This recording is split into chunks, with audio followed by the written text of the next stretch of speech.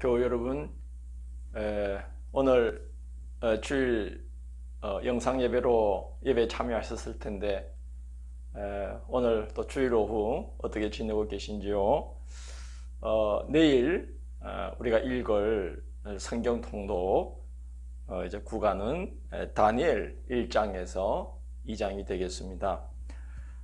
먼저 그 다니엘이 어떤 책인지를 우리가 알 필요가 있죠. 다니엘은 첫 번째 하나님의 주권을 증거하고 있는 성경입니다. 나라가 멸망을 하고 이스라엘 백성들은 바벨론에 포로로 끌려갔습니다. 그 백성들이 포로로 끌려가서 어떤 생각이 들었겠어요? 우리의 여호와는 바벨론의 마르둑이나 벨 같은 신들보다 부족한 신이구나. 그래서 자기 백성을 벨이나 마르둑에게 빼앗겼구나. 그렇게 생각을 했겠죠. 에스겔서는 이 물음, 바벨론에 끌려간 이스라엘 백성들이 하나님을 의심하면서 물었던 이 물음, 여호와는 벨이나 마르둑보다 약한 신인가 하는 이 물음에 대해서 에스겔은 하나님이 부족해서가 아니라 이스라엘 백성들이 하나님의 백성으로 부름받은 사명을 감당하지 않고 하나님을 거역했기 때문에 하나님은 바벨론을 심판의 도구로 들어서 이스라엘을 벌하신 것이다. 그래서 우리는 바벨론에 포로로 끌려온 것이다.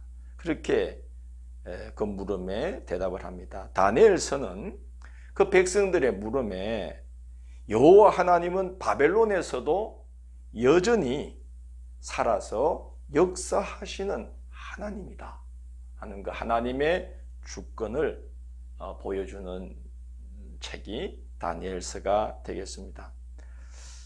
다니엘과 세 친구들이 바벨론 왕궁의 관료로 세워지는 여정은 하나님의 섭리가 아니고서는 불가능한 여정입니다. 또 다니엘의 세 친구들이 풀무불에서도 보호를 받죠. 다니엘은 사자굴에서도 하나님이 지켜주십니다. 풀무불은 생각해 보십시오. 불이 다스리고 있는 나라죠. 거기 들어가면 다 불에 삼켜지는 겁니다. 그런데 그 바벨론의 그 한가운데에 그 풀무불의 속에서도 하나님을 의지했던 다니엘의 세 친구들은 하나님의 보호하심을 입게 됐죠. 그래서 그 불의 나라, 불이 모든 걸 삼키는 그곳에서도 하나님이 임재하셔서 하나님의 능력을 나타내시니까 그 풀무불이 불의 나라가 아니고 하나님이 통치하시는 하나님의 나라가 됐다는 걸 증거하죠. 사자굴에 빠지게 된 다니엘도 마찬가지입니다. 그 사자굴은 사자가 다스리는 사자 나라죠. 그러나 하나님께서 그곳에 다니엘과 함께 해주시니까 거기가 사자의 다스림이 아니라 하나님의 다스림 앞에 사자도 입을 열지 못하게 되는 하나님의 주권이 나타나는 하나님 나라가 된 것이죠. 그래서 다니엘서는 그 하나님의 주권, 여호와가 부족해서 자기 백성을 빼앗긴 게 아니다.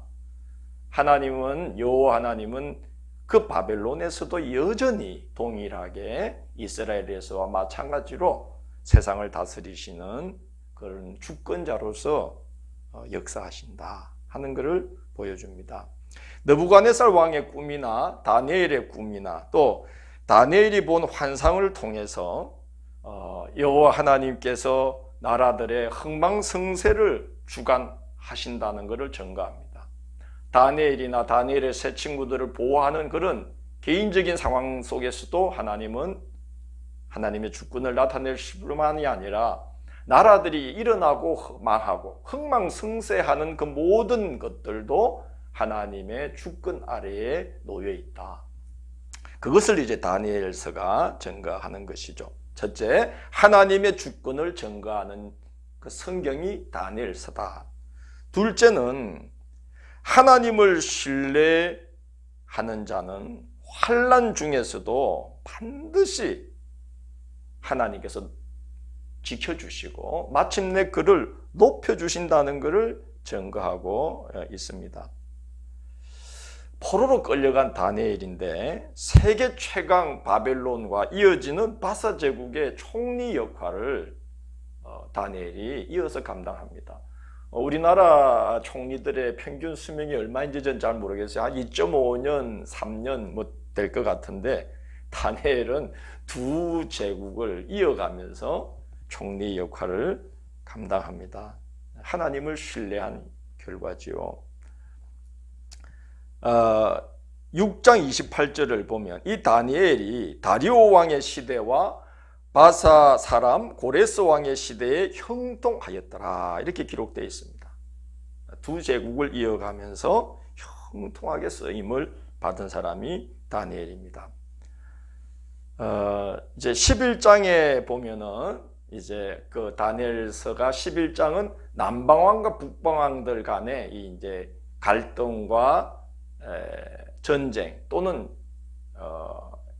협약 뭐 이런 것들이 막 복합적으로 일어나는 일들을 이제 예고하면서 그 예고 중에 이스라엘 백성들이 감당기 힘든 환란이 임한다는 것이 이제 예고가 됩니다.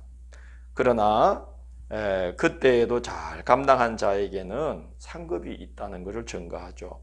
12장 1절에 보면 이런 말씀이 있어요. 이는 개국 이래로 그때까지 없던 환란일 것이며 그때에 내 백성 중 책에 기록된 모든 자가 구원을 받을 것이라 그랬습니다. 환란을 이겨낸 자들, 그래서 하나님의 생명책에 이름이 기록된 자들은 다 구원을 받는다는 거예요. 12장 2절에서는 그때에 하나님께서 죽음에 처해진 자들도 깨워서 영생을 받게 할 자도 있고 영원히 부끄러움을 당하게 될 자도 있을 것이다. 그러면서 12장 3절에서는 지혜 있는 자는 궁창의 빛과 같이 빛날 것이요 많은 사람을 옳은 대로 돌아오게 한 자는 별과 같이 영원토록 빛나리라. 이렇게 말씀하고 있습니다.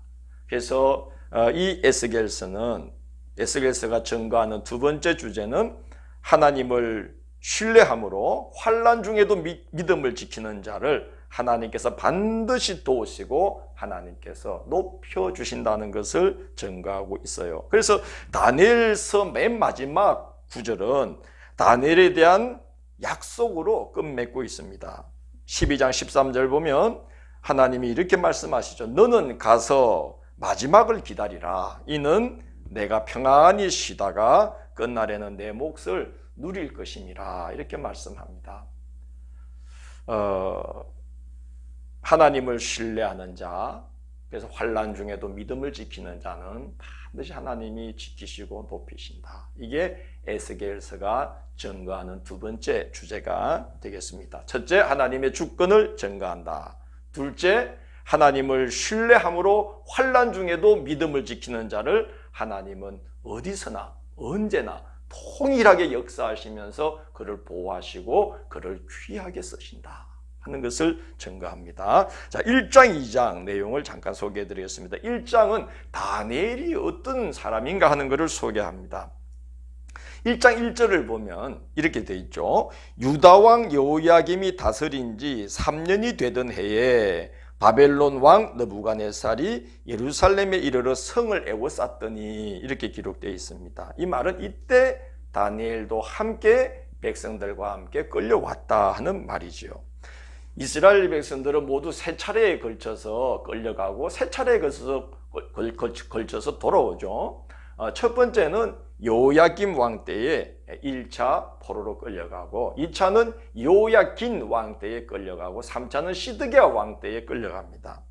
우리가 지난 주일에 읽었던 에스겔서 우리가 볼 때에 이 에스겔은 요야긴 왕 때에 끌려간 지 5년째에 하나님께 부르심을 받았다고 1장에 기록되어 있었잖아요. 다니엘은 에스겔보다 앞선 요야김 왕 때, 그러니까 나라가 멸망하기 3대째 앞에 있었던 왕 요야김 왕때에 끌려갔다 하는 겁니다. 그런데 이 다니엘이 참 신실했습니다. 바벨론의 느부갓네살 왕이 이제 각국에서 끌려온 포로들 중에 쓸만한 사람을 발탁해서 아마 관료로 사용하려고 이제 사람들을 이제 그 발탁을 해서 후보로 발탁을 해서 3년간 훈련을 시키는 기간을 가지게 되었습니다. 이 3년 동안에 왕이 이제 왕의 음식과 왕의 포도주, 어주를 내려주면서 잘 먹고 또 많이 배우게 해서 그 나중에 아주 요긴하게 쓰려고 이렇게 아마 훈련을 시킨 것으로 봅니다. 그런데 다니엘은 그때에 그 유대의 신앙과 신앙생활을 고수하기로 결심을 합니다. 1장 8절을 한번 여러분 보시면 이렇게 기록되어 있죠. 다니엘은 뜻을 정하여, 이렇게 기록되어 있습니다. 무슨 뜻을 정했다는 겁니까? 유대의 신앙과 그동안의 신앙생활의 모습을 지키기로, 고수하기로 결심했다는 거예요. 그래서 왕의 음식과 그가 마시는 포도주로 자기를 더럽히지 않기로 결심을 합니다. 여러분, 이게 쉬운 일이 아니죠. 목숨을 건 거죠. 왕의 음식과 어주를 거부한 겁니다. 자칫하면은 그 왕의 노여움을 사서 생명을 잃을 수가 있지요. 그런데 성경에 보면 하나님께서, 그 9절에 나오죠. 1장 9절에 보면 하나님께서 다니엘로 하여금 황관장에게 은혜와 긍휼을 얻게 하셨다라고 기록이 되어 있습니다. 에스더도 하나님께서 사람들에게, 왕에게 은총을 입게 하잖아요. 요셉도 그 사람들에게 끌려간 중에도 은총을 입게 하잖아요. 이 다니엘도 하나님을 신뢰하니까 그 왕의 명령을 어겼는데도 그 황관장에게 은총을 입어서 황관장이 왕의 어주와 음식 대신에 다니엘과 세 친구들이 요구한 대로 채식을 주어서 유대의 그 신앙과 생활을 고수할 수 있도록 도와줘요. 그 오늘 말씀에 보면은 3년이 지나서 이제 왕 앞에 서게 되는데, 놀랍게도 그 다니엘의 지혜가, 다니엘과 세 친구들의 지혜가 애굽의 술사와 지혜자들보다 10배나 뛰어나고 왕이 묻는 것을 대답하지 못하는 것이 없었더라고 기록이 되어 있습니다. 하나님께서 지혜를 주시고 하나님께서 사람들에게 귀중히 여김을 받도록 하나님이 은혜를 베풀어 주신 겁니다. 그래서 1장은 다니엘을 소개하면서 그 다니엘의 신실함, 그 신실한 다니엘을 하나님이 도와주시는 말씀이 기록되어 있습니다. 2장은 다니엘을 이제 높이는 하나님, 높이시는 하나님의 섭리가 기록되어 있습니다. 이 일은 참 공교롭게도, 희한하게도 전혀 하나님의 일처럼 느껴지지 않는 일로 시작이 되지요. 느부갓네살 왕이 어느 날 이제 꿈을 꿨어요. 꿈을 꿨는데 굉장히 마음이 심란한 꿈인데 꿈 내용이 기억이 나지는 않아요, 정확하게. 그런데 아주 무슨 징조가 있는 꿈이었어요. 그래서 나라의 술사들을 불러서 이걸 좀 너희들이 이야기를 해봐라 그랬습니다. 그랬더니 술사들이 2장 4절을 보면 술사들이 왕에게 뭐라 그러냐 하면, 왕께서 그 꿈을 우리들에게 일러주시면 우리가 해석해 드리겠습니다 라고 말합니다. 맞죠? 맞는 말이죠. 꿈의 내용을 말해줘야 해몽을 할 수 있는 거 아니겠습니까? 그런데 왕이 원하는 건 해몽이 아니었어요.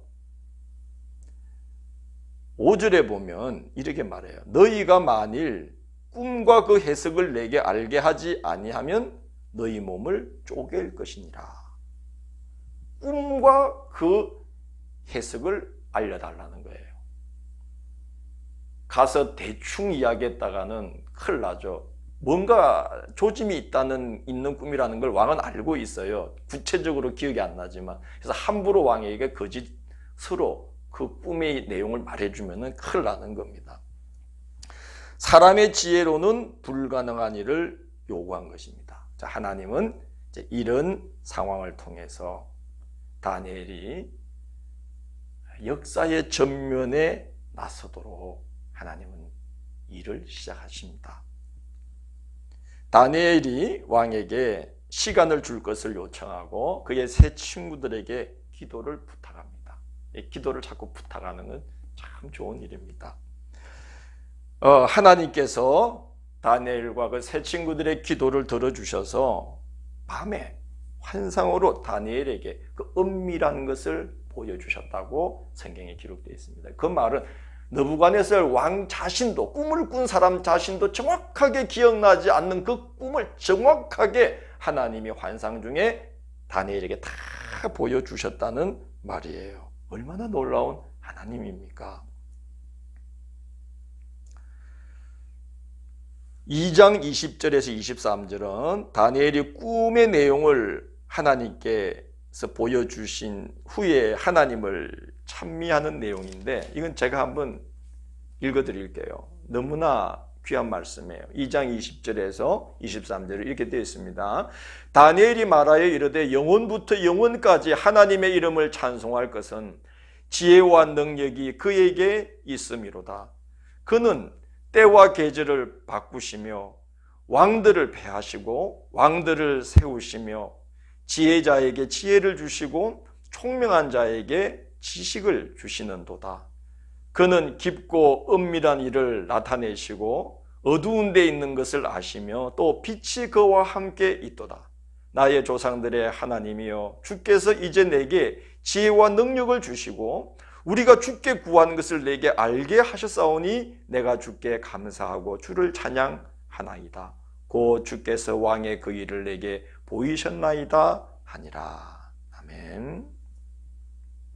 이 다니엘이 하나님을 찬미한 내용은 다니엘서의 주제이기도 하지요.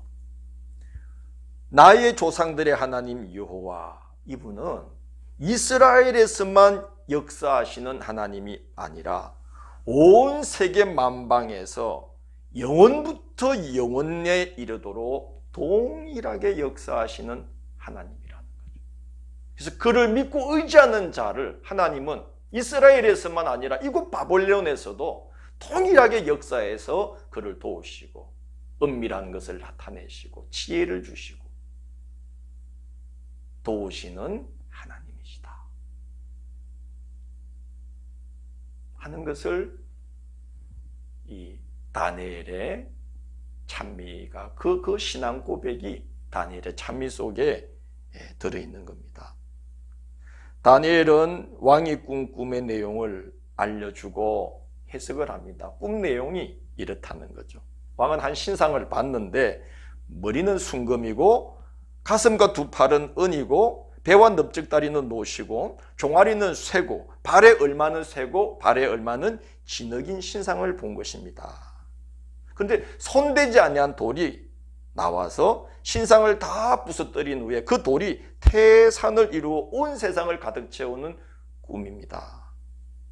왕이 얼마나 놀랐겠어요. 꿈이 정확히 기억이 나게 됐어요. 아마 깜짝 놀랐을 겁니다. 그리고 이제 해석을 해주죠. 더 놀랐을 것 같아요.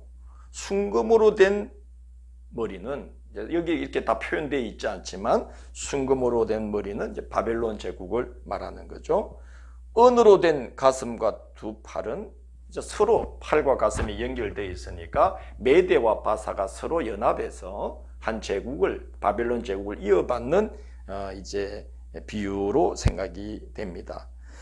그래서 그것은 39절에 보면 왕만 못한 다른 나라가 일어날 것이요 그랬어요. 메대 바사 연합국을 말하겠죠. 노수로 된 배와 넓적다리는 헬라 제국을 말할 겁니다.